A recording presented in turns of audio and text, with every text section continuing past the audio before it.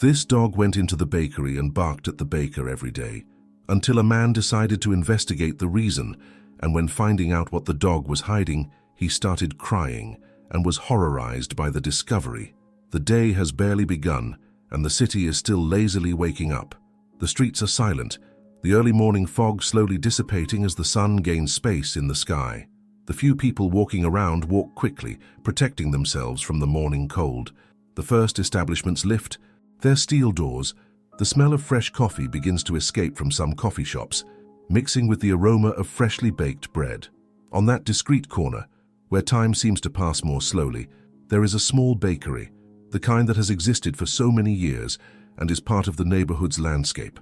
The sign is already a little faded, the paint is peeling in some parts, but the unmistakable smell of warm bread makes anyone forget the simplicity of the place. That's where he appears. Every day, without fail, the dog emerges from the shadows before the bakery doors are even fully open. He has no collar, no name. His dirty, tangled fur reveals that he doesn't belong to anyone, that no one is waiting for him at the end of the day. The paws, marked by the rough ground, carry a story that no one bothers to hear. He doesn't approach just anyone, doesn't ask for affection, doesn't ask for food, but he enters the bakery with a purpose that only he seems to know. As soon as he sets his paws inside the establishment, the routine repeats itself. He walks quickly across the cold floor, dodging the chairs and legs of the few customers who arrived early. His ears are up, his eyes are attentive. He knows exactly where to go, and then he barks. Not just any bark, not a docile request for a piece of bread, it's an insistent sound full of urgency. He stops in front of the counter, stares at the baker with his deep brown eyes, and lets out another bark, louder this time, as if he was trying to say something, as if waiting for an answer.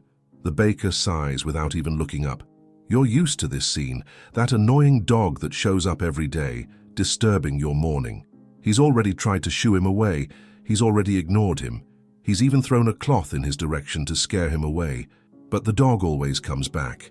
Not again, he grumbles, taking a cloth to clean his hands. Customers glance at it, but no one really cares. Some laugh softly at the scene, finding the dog's insistence funny. Others just shake their heads, uncomfortable. This animal doesn't give up, huh? Comments a man while taking a sip of coffee. Wasn't just there for the food. There was something more, something no one bothered to understand. And in that instant, Oliver felt that I needed to find out what it was. Every day that dog came back, insisted, tried to say something, but no one listened. How many incredible stories go unnoticed around us? Comment, I listened to show that you would pay attention to him. And since you've come this far, subscribe and leave your like for more stories that deserve to be told, so that people learn that it's important to pay attention to the dog's signals. Persistence has a curious way of... The baker, now impatient, picks up a broom leaning against the wall and walks towards the dog. Get out of here. Come on. He swings the broom in the air, not intending to hurt, but enough to scare the dog away. The dog backs away, eyes wide for a moment, but doesn't give up. He takes a few steps back, lowers his ears, but lets out another bark, this time almost like a plea. The baker takes another step forward, irritated. I already told you to leave. The dog remained still for a moment, his eyes fixed on the baker, as if he was still waiting for a change, a different gesture, a minimal sign of understanding, but nothing happened. The man just stood there, holding the wet cloth, impatiently, waiting for him to finally give up. On the other side of the counter, customers had already lost interest. Some laughed softly, others just shook their heads before going back to drinking their coffee. To them, he was just another stray dog, a temporary nuisance that would soon be forgotten. But he couldn't leave. I didn't want to leave. No should to go out. Still, his body seemed to understand what his soul was reluctant to accept. There, no one would listen to him. His muscles were tense, as if something inside him was fighting this moment. He took a deep breath, smelled the warm bread in the air, but knew it wasn't what he needed. It wasn't food. It was never about food. Then he lowered his head slowly, his ears falling to the sides, his tail retracting between his paws. His steps were short, drawn out, as if with every inch he walked, his heart grew heavier. Reaching the door, he stopped. He turned his head one last time, giving a look that no one saw. Nobody except he. Mr. Oliver didn't laugh. He didn't shake his head. He didn't look away. He just observed. His coffee cup rested between his shaking hands, but he didn't bring it to his mouth. His gaze was fixed on the open door, where the dog hesitated, trapped between two realities: the bakery, which didn't want him, and the streets, which never offered him anything other than cold and indifference. And then, finally, the dog came out. His footsteps disappeared onto the wet sidewalk, his body blending into the shadows of the cloudy morning. Inside the bakery, life went on as if nothing had happened. The clinking of spoons against cups, the rustle of newspaper pages, the buzz of conversations that soon drowned out the echo of barking that no one wanted to hear. But Oliver listened. He saw what others did not see. That dog's look wasn't just that of a hungry animal. He intriguing us. When someone or something insists tirelessly, when they don't give up even in the face of rejection, we begin to ask ourselves, why? What makes this dog come back every day, always at the same time? Always with the same look of urgency? What does he want so much? The bakery's routine continued unchanged. The smell of warm bread mixed with the strong aroma of freshly brewed coffee. Customers came and went, sat at the same tables, ordered the same orders. Life continued, indifferently. But every morning, before the sun had even completely warmed the streets, he appeared. It was as if he had a commitment, a purpose that no one else understood. He would enter through the door, cross the icy bakery floor and go straight to the counter where the baker was. And then it started. The bark echoed around the room, not loud enough to be bothersome, but too insistent to be ignored. The baker looked down, finding the same pair of brown eyes that stared at him with a strange intensity. The dog didn't wag its tail, it didn't jump up asking for affection. He just looked to find... Again? The baker grumbled, shaking his head. The dog tilted its head to the side, as if waiting for the man to understand, as if he was sure that at some point his message would be understood. But it wasn't. "Get out of here, dog." The impatient tone didn't seem to scare him. He would step back for a moment, as if analyzing the situation, and then try again. He shook his head, looked at the door, and barked again. To Oliver, who was watching from his table in the corner, that gesture seemed like a request, but a different request. The dog, I didn't want food. I didn't want harms. It was something else, something that no one tried to understand. Customers laughed. "That dog is insistent, huh? I bet he already got food from someone, and now he wants more." Oliver frowned. No, it wasn't that, he was sure. The baker, no longer patient, picked up a wet cloth and started to throw it. "Last time I warned, get out of here." The dog backed away, its muscles tense, but it didn't run away immediately. He stood there for a few more seconds, his eyes shining, as if he somehow still believed someone would understand. But no one understood. And then he went. He walked slowly to the door, stopped for a moment as if waiting for a last look, a last gesture of understanding. But the baker had already returned to his work, and the customers resumed their conversations. Oliver felt a tightness in his chest as he watched him disappear. Why did he come back? What were you trying to say so much? That question began to grow inside him. First, as a simple nuisance. Then, like an urgency that he couldn't ignore. And it was at that moment that he knew. The next day, when the dog returned, he not just observe, he would do something. That morning seemed like every other morning. The smell of fresh coffee spread through the air, mixing with the aroma of bread coming out of the oven. Customers went about their routine, chatting about trivial matters, while the city began to fully awaken. The dog was already gone, kicked out once again, but his presence still lingered, in the air for anyone who really paid attention. And Oliver was delivering. He still held his cup in his hands, but the coffee was already cold. I couldn't get the scene I had just witnessed out of my head. The puppy didn't bark like an animal that wants food. I didn't stay under tables waiting for a piece of bread to fall. He would come in, go straight to the counter, look the baker in the eye, and bark insistently. I wanted to be heard. Why didn't anyone notice this? Why did everyone think he was just another hungry stray? Oliver sighed and pushed the cup aside. He knew he wouldn't be able to carry on with his day normally without first trying to understand what that dog wanted so much. With a slowness typical of his age, he got up, leaning on the table, and walked to the bakery door. He looked around, looking for the animal, but for a moment he feared that it was already too late. Then, a few meters away, he saw him. The dog was sitting on the sidewalk, facing away from the bakery. His tail rested on the ground, motionless, and his ears moved slightly to the sounds of the city. He stared blankly at the street in front of him, as if waiting for something, as if your mind was somewhere else. Oliver hesitated for a moment. I didn't want to scare him or make him run away. With careful steps, he approached and stopped a short distance away. The dog felt his presence and slowly turned its head, meeting the elderly man's eyes. For a moment, the two just stared at each other. Oliver was never one to believe in such things, but in that look, there was something that wasn't seen in any animal. It was as if the dog was trying to say something, as if his soul was screaming what his voice couldn't express. The elderly man decided to try something different. Instead of simply approaching, he slowly crouched down, bringing himself to the dog's height. I didn't say anything at first. He just remained there, trying to convey as much calm as possible. "What do you want to say?" "So much, huh, boy?" he murmured, his voice soft. The dog tilted its head to the side, ears slightly raised, as if analyzing this new approach. His eyes glittered for a moment, as if expecting something. Then Oliver reached out his hand. It wasn't a sudden movement. It was slow, almost like an invitation, a peaceful gesture. His intention was not to force contact, but to show that he was there, that he wanted to listen. The dog blinked, lowered his head a little, and looked at the outstretched hand. For a second, Oliver thought it would work. That finally that animal would allow a touch, that it would trust him enough to give some clue as to what was happening. But then, something changed. The dog retreated. Not much, but enough for Oliver to understand that there was something wrong there. The animal's body shrank slightly, as if it was ready to flee if necessary. His eyes, once hopeful, now carried a gleam of warning.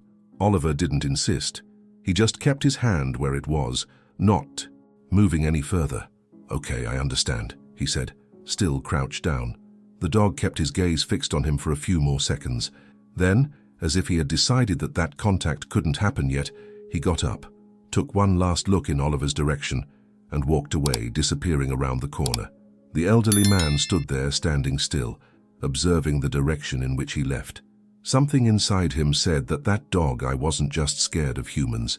There was something else, something deeper, more complicated, and Oliver needed to find out what it was. The night progressed slowly, but Oliver couldn't sleep. He turned over in bed, adjusted his pillow, covered himself and uncovered himself, but nothing worked. The insistent thought hammered in his mind, bringing restlessness. The dog, that look that never left his head. The way he hesitated, backed away, and finally walked away without finding what he was looking for. Oliver has always been a man of simple habits. Life taught him that. It wasn't worth holding on to what he couldn't change, but this time it was different. This time he felt that I had to do something. He turned over in bed again, trying to convince himself that he was exaggerating. It was just a street dog. How many dogs roamed the streets every day? How many went through hunger, cold, and contempt? There was no way to save everyone. But this dog, he didn't ask for food. He was not interested in the leftovers left by customers in the bakery. He entered with a purpose. He had a fixed look, barked insistently, and even when he was expelled, he didn't show fear or anger. He just insisted. I tried. Oliver sat up in bed, his chest feeling heavy. He wasn't an impulsive man, but there was something about that situation that bothered him more than it should have. Something that didn't make sense, that escaped logic, but that he felt. He sighed and ran his hands over his tired face. Insomnia was nothing new to him. There were times when sleeping was difficult. Old age brought many long nights and thoughts that refused to go away. But tonight was different. This time, it wasn't the past that haunted him. It was the present. It was a dog that no one really saw. He stood up slowly, his bones creaking with the movement. He went to the kitchen and filled a glass of water, looking out the window as he drank. The city slept. The streets were empty. The lights in the buildings were almost all turned off. Silence took over everything. And where was that dog now? Oliver imagined him lying in some cold corner, huddled against a wall to try to protect himself from the wind. Did he sleep? Was he alone? Could it be that, after being ignored for so long, he still believed that someone would one day understand him? The idea that this dog was wandering around at the mercy of the night, waiting for help that would never come, squeezed something inside him. No, he couldn't ignore it. Tomorrow, when the dog appeared at the bakery again, he wouldn't. Just stand by and watch. I wouldn't let them kick him out again without trying to understand what he wanted. If no one else cared to listen, he would mind. He took the last sip of water, feeling the decision solidify within him. He went back to bed, closed his eyes, and for the first time that night he felt like he could sleep. Tomorrow, everything would change. Morning arrived, but to Oliver, it seemed like time had dragged on until then. He got up before the alarm even went off. Something rare. For a man used to his well-defined routines, but that morning there was a difference. Something inside him made him feel like this wasn't going to be an ordinary day. The early morning chill still hung in the air when he left the house, closing the door carefully. The streets were quiet with few signs of life other than the first workers starting their days. The sky still carried orange tones from the sunrise, and a light fog covered the asphalt. Oliver walked slowly, but with a well-defined purpose. Last night he made a decision and now he couldn't go back. He needed to understand what that dog wanted. As he approached the bakery, his gaze swept around, looking for the familiar silhouette. And then, there he was. The dog, sitting on the same sidewalk as always, his body relaxed but his eyes attentive, as if he was waiting for something, or someone. Oliver paused for a moment, watching. Unlike other times, the dog had not yet entered the bakery. He just waited, as if he knew. Something would be different that day. The elderly man took a deep breath and crossed the street. His steps were steady, and his heart, for no apparent reason, beat a little faster than normal. Maybe it was the adrenaline of anticipation. Maybe it was that instinct that insisted on telling him that something important was about to happen.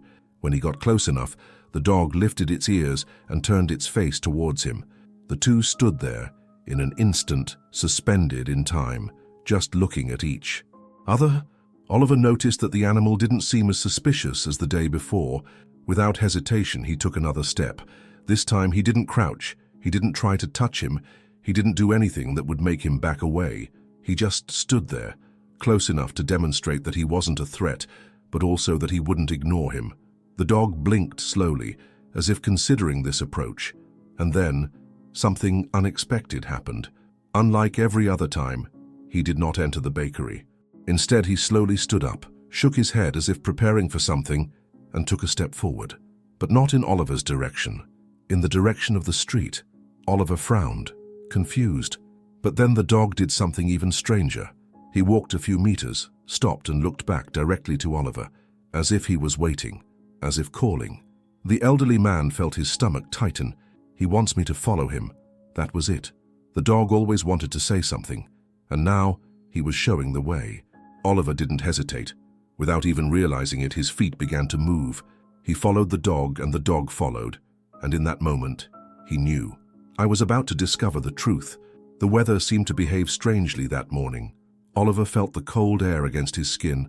The smell of fresh bread from the bakery still lingered in the air, but his mind was completely focused on the dog in front of him. The animal walked firmly, determinedly, as if it knew exactly where it was going. And Oliver, even without fully understanding why, followed him. His instinct told him that there was something behind the dog's insistence, something no one else noticed, something that no one wanted to notice. And now, he was about to find out. The dog didn't bother to check if Oliver was still behind him. It simply moved forward, its paws setting a steady rhythm on the asphalt. Sometimes he would turn slightly, not to check if he was being followed, but as if to ensure that Oliver wouldn't give up. The walk started simply. First they passed the busy street, where the smell of coffee mingled with the noise of people starting their day. Oliver looked around, noticing that some merchants were observing the scene curiously, but no one was saying anything. To them, he was just an old man following a stray dog. But then the path began to change. The dog turned a corner and entered a narrow alley. Oliver hesitated for a second. The smell of bread and coffee was already behind. Now the air was colder. The sound of the city began to dissipate, giving way to the echo of his own footsteps against the cobblestone floor. He swallowed hard and continued. The dog sped up a little, as if time was against him. Oliver tried to keep up, but felt his heart racing with the effort. It was not a smooth walk. It was a search. They passed silent alleys, where ancient buildings stood like sleeping giants. The place smelled different, damp, dusty, and a faint smell of wet earth. Oliver didn't know exactly where they were going, but something inside him told him that the dog knew. At one point, they crossed a street where traffic was heavier. The dog stopped, waiting for the right moment to cross. Oliver observed the animal's intelligence. He wasn't just any stray, he had purpose. When they finally crossed, the scenery changed drastically. Now, they were in an area of the city Oliver hadn't visited in years. The houses were further away, some abandoned, with broken windows and rusty gates. The asphalt floor turned into packed dirt, full of dry leaves scattered by the wind. Oliver felt his chest tighten. The dog continued to advance, determined, but the elderly man no longer knew if he wanted to see what came next. Something was different. Something was about to be revealed. And in that instant, Oliver realized that whatever it was, there was no turning back. The walk seemed endless. The dog moved forward urgently, without looking back, while Oliver tried to keep up, feeling his heart pounding in his chest. The once familiar path now became something unfamiliar, a part of the city he hadn't visited in years. Empty streets, weather-worn houses, cracked sidewalks covered in dry leaves. There was an eerie silence all around, a silence that seemed heavy in the air. With every corner he turned, the feeling of restlessness grew within him. The dog didn't hesitate. He didn't stop to sniff posts or get distracted by anything. I knew where I was going. This only reinforced Oliver's certainty. This was not a request for food. And then, after a few minutes, the dog stopped. He was in front of an abandoned warehouse. The iron and concrete structure appeared to have been forgotten by time, with broken windows and rust corroding the metal doors. There was a smell of dust and damp in the air, and Oliver felt a shiver run down his spine. The dog walked to a small opening in the side wall, a narrow hole just big enough for an animal or a small child to fit through. He bent down and stuck his head there, letting out a low bark. It wasn't a warning bark nor a threat, it was a calling. Oliver stopped a few steps away, watching with ragged breaths. His chest rose and fell at a rapid pace. Something inside him told him that the truth was right there on the other side of that wall, and that he was about to see it. He approached slowly, feeling every muscle in his body tense. He knelt beside the hole, placing his hands on the cold concrete. With a mix of fear and curiosity, he leaned over to peer inside the warehouse, and what he saw made his stomach turn. There, among old boxes and dirty cloths spread across the floor, were a boy. He looked 7, maybe 8 years old, but he was so thin and frail it was hard to tell for sure. His face was covered in dirt, his hair was disheveled, his clothes were torn and stained. He was huddled against the wall, his knees drawn up to his chest, as if he wanted to disappear into that dark corner. Oliver felt a lump in his throat. The boy didn't move when he saw him. He just opened his eyes wide, scared like a cornered animal. His thin arms shook slightly, and he curled up even tighter, as if he expected Oliver to yell at him, throw him out, just like the baker did to the dog every morning. The dog, who until then had been watching in silence, entered the hole without hesitation and walked towards the boy. The boy raised his head, and Oliver saw something that made his chest tighten even more. A gleam of relief in your eyes. The dog approached slowly, carefully, and then licked the boy's face as if to say that everything would be okay, as if saying that I wasn't alone. Oliver closed his eyes for a moment. Everything finally made sense. The dog wouldn't go to the bakery for him. I went for the boy. He wasn't ordering food for himself. He was trying to feed someone. Time seemed to stop. Oliver's heart pounded in his ears. He looked around the warehouse, looking for any sign that boy had someone, any sign that he wasn't completely abandoned there. But all he saw was an old dirty blanket, a plastic bag with some leftover food that the dog probably brought him. The dog wasn't just a friend. He was the only family that boy had. Oliver felt his throat close. A mixture of indignation, sadness, and guilt spread inside him. How did no one notice this before? How did no one notice that such a small boy was surviving alone, hidden in a forgotten corner of the city? He looked back at the boy who remained motionless, staring at him. There was fear there, but there was also something worse. Resignation.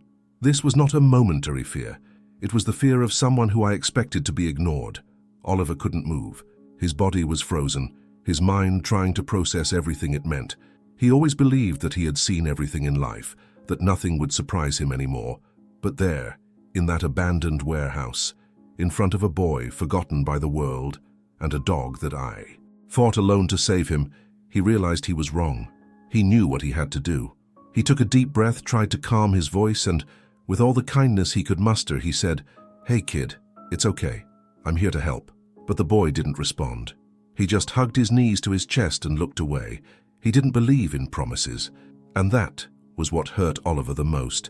He would need to prove that this time was different, what he wouldn't leave.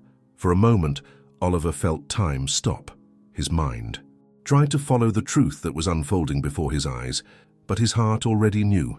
Everything made sense now. The puppy never asked for food. I never just wanted a piece of bread or a look of pity. He wanted to save someone. Reality settled inside Oliver like a sledgehammer breaking through an old wall. That dog returned to the bakery day after day, without giving up, without fear of contempt or harsh words.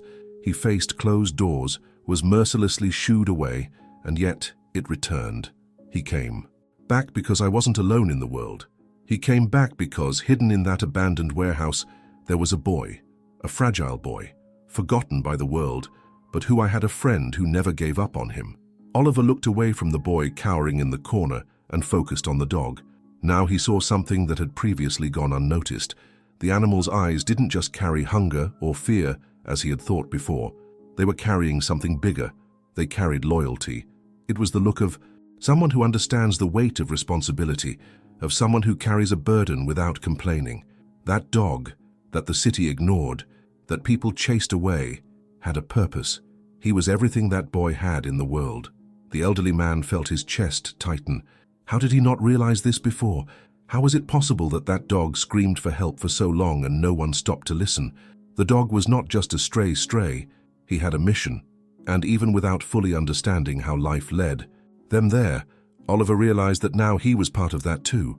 The dog approached the boy once again and licked his face carefully. The boy blinked slowly but didn't react. Her small body was still shaking slightly, her arms wrapped around her knees. He was weak, scared, and above all unaccustomed to any gesture of kindness that didn't come from that dog. The silence inside the warehouse was dense.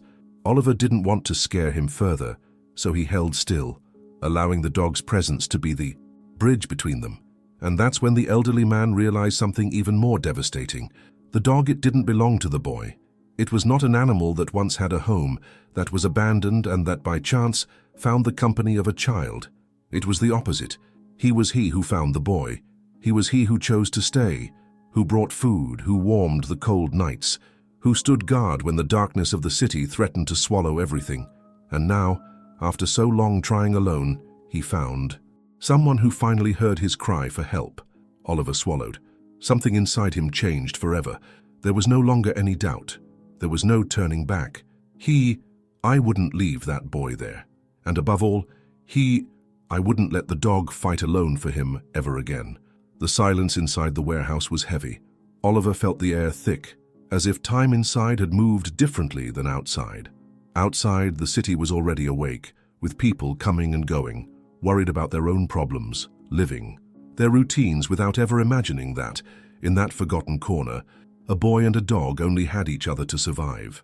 The dog was still next to the boy, watching Oliver carefully, as if trying to understand if that man represented danger, or if, finally, he had found someone to trust. The boy, in turn, barely moved. He was curled up, his thin legs drawn against his chest, his arms wrapped around his body like an invisible shield. Oliver knew he couldn't act in a hurry. The boy looked like a cornered animal.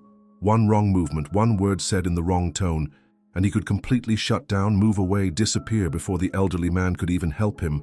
Then, Oliver slowly crouched down, keeping some distance so as not to scare him. "Hey, kid." His voice was low, almost a whisper. "It is good, too." The boy didn't respond. He just pressed his knees to his chest, as if trying to make himself smaller. His eyes avoided Oliver, but were attentive to his every movement. The dog, noticing the boy's hesitation, licked his hand as if to encourage him. Oliver took a deep breath. He needed to find a way to make him talk. "What's his name?" he asked, pointing lightly at the dog. This time the boy's eyes moved slightly, but he still didn't speak. "I saw him at the bakery. He always goes there, you know. Every day, without fail. I think he wanted someone to come here." The boy blinked slowly. For the first time, Oliver noticed a small crack in the invisible wall he had built around himself, but it still wasn't enough. "He must really like you." The boy swallowed. His small fingers, dirty and fragile, sank into the dog's fur, squeezing it lightly. And then the first word escaped his lips, almost imperceptibly. Banzai. It was as if time inside the warehouse had changed rhythm. Oliver felt a slight relief, but knew he still needed to take it slow. Snooze, he repeated, smiling slightly. It's a good name. The dog wagged his tail once, as if he understood that they were talking about him. Silence returned for a moment, but Oliver waited. I didn't want to pressure the boy. After a few seconds, the boy finally raised his head a little, revealing his thin, dirt-marked face. He found me. The voice was weak, almost a hoarse whisper, but Oliver listened carefully. He found me when I was alone, the boy continued, now looking at Scamp, as if he were talking more to the dog than to Oliver. I had no one. Oliver felt a tightness in his chest. And how did you end up here, son? The boy hesitated. He bit his lower lip as if he didn't know if he could count. The silence between the two lasted long seconds, as if the boy needed to find the strength to get those words out of him. But then he spoke. His voice was weak, hoarse, as if he was unused to being heard, and with each sentence that escaped his lips, Oliver felt his heart sink deeper into his chest, squeezed by a pain that wasn't even his, but that he now carried as if it were. The boy was called Raphael. I wasn't sure how old I was. Before the streets, before everything fell apart, their life was small and simple, limited to the cramped backyard and the smell of coffee from their grandmother, who always said that, even with little, they had everything they needed. She was his only family, the only person who made him feel like he belonged somewhere. But then one day, she started coughing too much. Then came the fever. He remembered the sound of the ambulance, the lights flashing. In the night, her cold hands holding his before she was taken away, and he never came back. After that, no one came. No one knocked on the door asking what would happen to him. No one held his hand and said they would take care of him. He waited for days, sitting on the threshold, looking at the street, believing that someone would come. But time passed, and the world simply moved on, forgetting about him. When the owners of the house showed up, they said he couldn't stay there any longer. They threw his few clothes into a plastic bag and sent him away. He didn't know where to go, just walked. He walked until his feet hurt, until his hunger tightened, until the streets began to seem bigger and scarier. And it was then that he found Banzai, or rather, Banzai found him. That night, Raphael was curled up in the corner of an alley, his arms wrapped around his body, his face hidden in his knees to muffle his crying. Nobody noticed. People passed by. Cars ran along the avenues. The city lights shone as if he didn't exist, but he it saw. The dog approached slowly without making any noise, as if it knew the boy needed time. He stood a few steps away, just watching. Raphael raised his face and met those attentive, curious eyes, which did not carry pity but something different, a silent understanding. He waited for the dog to go away, as everything in life had always gone. But Banzai it wasn't. Without asking permission, without waiting for an invitation, he lay down next to the boy, his warm body touching the boy's cold skin. He didn't try to lick his tears, he didn't demand affection, it just stayed there. And since that day, she never left his side again. That truth fell on Oliver like an avalanche. He felt a weight in his chest, something constricting his throat as if the air had become more difficult to breathe. All that boy had in the world was a dog, and all that dog had was him. For a long moment, Oliver couldn't speak. The lump in my throat was too big, because before, him was the greatest proof of loyalty he had ever seen. An animal that could have followed any path, that could have looked for any other human who would give it more food, a more comfortable shelter. But no, he chose to stay. And now, Oliver knew that he also would have to make the same choice. Banzai was a street dog. He didn't belong to Raphael. It wasn't his pet dog from before the tragedy. He didn't have a collar, nor a house from which he had escaped. He was a wandering animal who could have gone any way. But the moment he saw Raphael alone and vulnerable, he decided to stay. Oliver swallowed. As much as he had already suspected that the dog was trying to protect someone, hearing the real story hit him in a way he didn't expect. That dog, that everyone chased away without thinking twice, was the only reason Raphael was still alive. Scamp stole food for him. He slept curled up next to him to keep him warm. He remained alert at night to protect him from any danger. It was the only family the boy had. And then Oliver realized something even more painful. Raphael didn't ask for help. During the entire conversation, he didn't say he needed a home. He didn't ask if Oliver could take him away. He didn't cry or beg for anything, because in your head he already knew that no one would help him. Oliver felt a lump in his throat. How could such a small boy have accepted such a cruel fate? How could I have learned so early that I couldn't count on anyone? He saw the dog curled up, next to the boy, the way its eyes were always alert, as if it expected something bad to happen at any moment, as if he knew that, until that day, no one had ever stayed. Oliver felt his heart heavy as he looked at the boy curled up in front of him. Raphael held his own knees, as if he were afraid of letting go and losing what little he had left. Life had already taken everything from him, and now a stranger appeared saying he could give him something back. But how could he believe it? How could I trust after being forgotten so many times? Oliver pressed his fingers against his knees. He had spent his entire life believing that certain things were beyond his control, that time took care of everything, that some battles simply could not be won. But there, faced with a child who knew nothing but loneliness and a dog who fought alone for him, he knew he couldn't leave without doing something. He took a deep breath, feeling the weight of the decision growing inside him. He looked at Raphael, who was watching him with big, suspicious eyes, and then he said without hesitation, "Let's go home."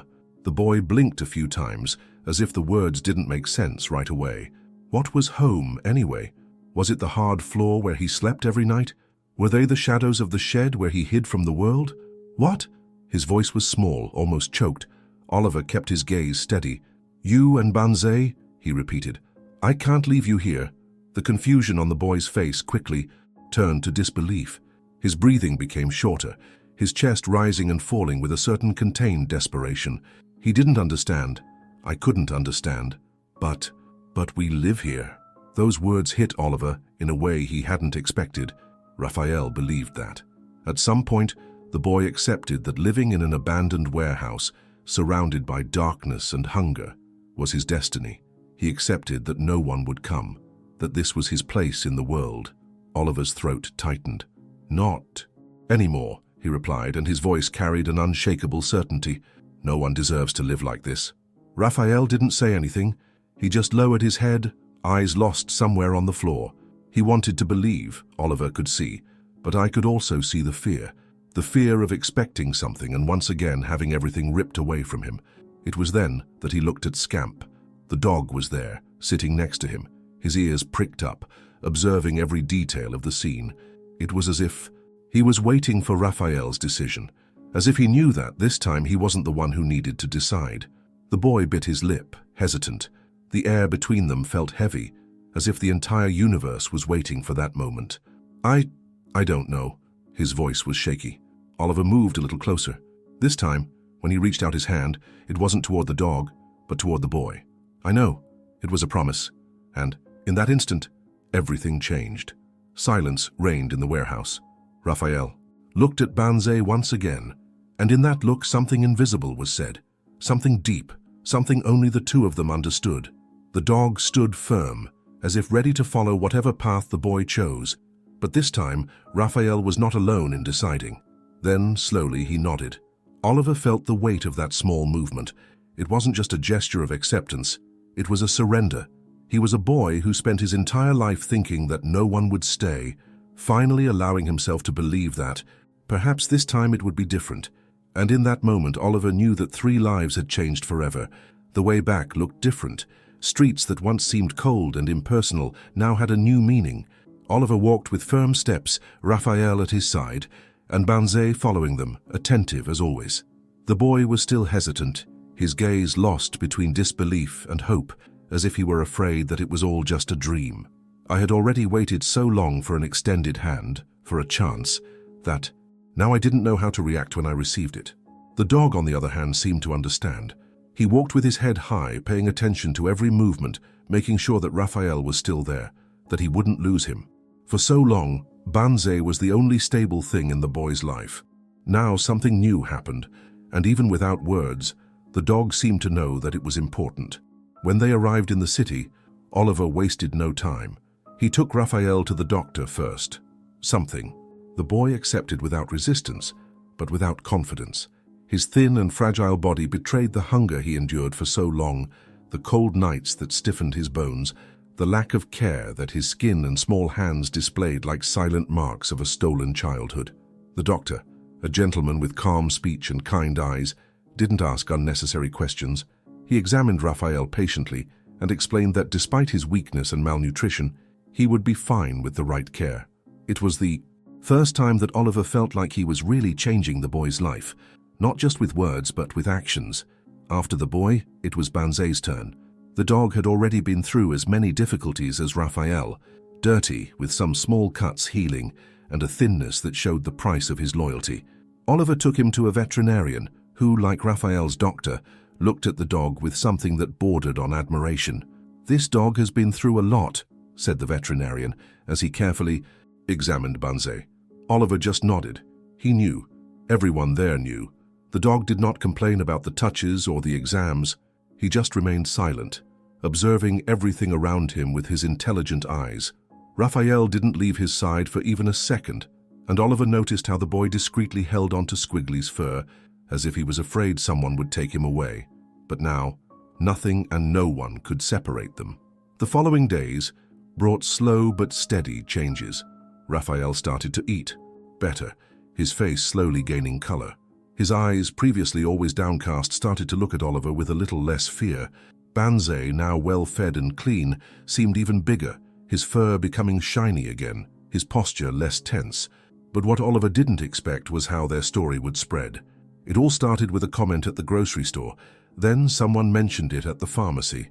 Before long, the entire neighborhood was talking about the boy who was saved by a stray dog, about how that animal faced everything alone, asking for help in the only way he knew how.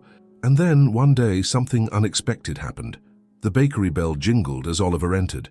The smell of warm bread and fresh coffee was the same as always, but something seemed different. Maybe it was him. Maybe it was the weight of history that he now carried with him.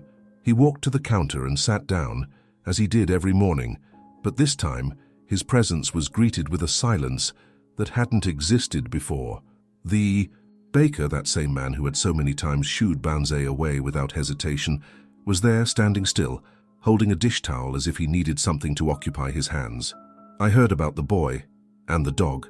Oliver stopped stirring his coffee. He slowly raised his eyes, analyzing the man in front of him. His expression wasn't the same as usual. There was no impatience. There was no disdain of someone who saw a dog as a nuisance. There was weight.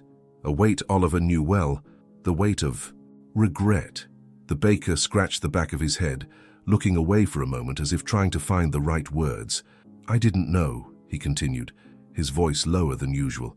"I never imagined he was trying to save someone." Oliver didn't respond right away.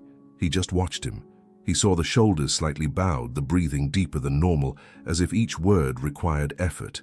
The silence between them stretched until the baker finally sighed and bluntly blurted out, "I feel like an idiot." He ran a hand over his face, shaking his head. "The dog came back here every day asking for help, and I just shooed him away." The guilt in his voice was real. Oliver noticed this. It wasn't an empty apology. It wasn't a forced repentance. He was a man who for the first time saw his own flaws. Oliver could have confronted him. He could have said yes, that he made a mistake, that he could have done differently. But I didn't say anything like that. He just took a sip of coffee and murmured without accusation, without rancor, "Now you know." The baker nodded slowly. His eyes wandered to the bakery door, as if he expected Scamp to appear at any moment, as if he wanted the chance to see him differently this time. "I'd like to help," he said finally. His voice sounded firmer now. "If the boy needs food, bread, if the dog needs anything." Oliver rested his elbows on the table and studied the man's face. I tried to understand if that was just a reflection of guilt, something temporary, or if there was truth in that offer. But then he realized that just as he himself had changed when he met Raphael and Banzai, the baker had also changed. He took a deep breath before responding. "I'll accept the help." And that's how it all started. The news spread through the neighborhood like a spark in dry straw. First it was the baker, then the grocery store owner, who started leaving small bags of groceries at Oliver's door without saying anything. The lady from the fabric store, who had always been known for her harshness, appeared one day holding some articles of clothing. "I had a grandson who wore these before he grew up," he said simply. "The boy may need it." Oliver saw it happen before his eyes. He saw how, little by little, those same people who previously ignored the dog began to look at him with different eyes. The puppy that was previously kicked out of stores was now greeted on the street. Some children started calling him by name. Other residents left bowls of water and food at the doors of businesses. Banzai, who had been invisible for so long, was now a symbol of loyalty. And Oliver realized that it wasn't just Raphael's life that changed, not just Banzai's life. He was the whole city that has changed. Now wherever they went, Oliver, Raphael and Scamp were no longer just three lonely souls trying to survive. They were part of something bigger. And finally, after so long, they were no longer alone. And they never would be again. The morning. Sun was already gently warming the yard when Oliver settled into the old rocking chair on the porch. It was one of those days when time seemed to slow down, as if the world was finally at peace. The wood creaked lightly under his weight, a familiar sound that for some reason now felt more welcoming than before. He held a cup of coffee in his hands, feeling the heat rising through the ceramic, but his attention was completely focused on the scene before him. Raphael was running around the yard, his bare feet touching the soft earth, and his laughter echoed through the air, mixing with Banzai's excited bark, who chased him with his tongue out and his tail wagging in pure happiness. The dog jumped around the boy, sometimes dodging, sometimes trying to reach him, in a silent game of friendship and complicity. It was hard to believe that, not long ago, Raphael barely spoke, that his gaze carried a shadow of fear, of distrust. Now he laughed without fear of being heard. He ran without fear of being stopped. Oliver watched everything with a tightness in his chest, not of pain but of something very close to gratitude. He spent his entire life believing that he had already lived everything there was to be lived, that your story was already written, with no room for new chapters. But now he saw the opposite. He slowly ran his hand over Scamp's fur, feeling the rough texture, but at the same time warm and comforting. The dog stopped for a moment, looked up at him, and wagged his tail, as if he knew exactly what that gesture meant. Oliver smiled, his eyes reflecting something soft, something he hadn't felt in a long time. "I was right about you, friend," he murmured, in an almost intimate tone, as if he were sharing a secret. "You never wanted food, you just wanted to save someone." Scamp wagged his tail once more before laying his head on Oliver's lap, letting out a deep sigh, as if he was finally home. The heat of the dog's body against her legs, the texture of the rough fur beneath her fingers, it all felt so natural, as if it had always been this way. Oliver slowly passed his hand over the animal's head, feeling its calm breathing against his skin. The elderly man closed his eyes for a moment and sighed. But this time, it wasn't a sigh of tiredness or loneliness. It was something different, something that seemed to dissolve an old weight inside him, a weight he hadn't even known he was carrying until that moment, because now he understood. In the end, it wasn't just Raphael who was saved, not just Banzai. Oliver realized there on that porch with the sun gilding the yard and the boys' laughter filling the air that he had also been saved. Saved from the loneliness that had consumed him for years, silent and cruel, like a shadow he accepted without realizing it. Saved from the silence that became his only companion after time took away so many people, so many moments, so many parts of himself. Saved from the idea that it was already too late to start over. He always thought that his life was already over, that there was no more room for new stories, for new connections, for something that made his heart beat differently. But I was wrong. Now, when he saw Raphael running barefoot through the yard, free, laughing as every child should, and when he felt Scamp's calm breathing on his lap, Oliver knew that there was still a lot to live for. He looked up at the sky, taking in the infinite blue above him, feeling the gentle warmth of the sun on his face. For the first time in many years, he allowed himself to believe that life still had a lot to offer, and at that moment I knew that I would never be alone again. And Scamp was living proof that an animal could love in a way that many humans never could. Not because he expected something in return, not because he had to, but because his instinct went beyond survival. Because even without understanding the evil of the world, without understanding people's indifference, he chose to stay. From the first moment when he found Raphael curled up alone, lost in the middle of a world that didn't want him, Banzai knew he needed to do something. The boy didn't ask for help. He didn't cry loudly so someone could hear him. He didn't reach out his hand begging for a piece of bread. He had already learned that no one came. But Banzai, he came. He arrived softly, sat down next to him, lay down close to warm him in the cold night, and without needing to say anything, decided that she would never leave him alone again. Since then, every day was a silent battle that only he understood. He saw Raphael getting weaker and thinner, his little sunken eyes, the way he curled up at night to ward off the cold. Banzai knew he needed to do something. He had to help. So he tried. He tried the only way he knew how, the only way a dog could try, by asking, begging. He went to the bakery on the first day and smelled the bread, but not for himself. The bread was never for him. He came in, barked, looked the baker in the eye and asked for help. He asked as clearly as he could, hoping someone would understand. But all he received was contempt. It was ignored. He was expelled. And the next day, he had returned. He came back because Raphael was still hungry. He came back because his friend was still waiting for him in the cold.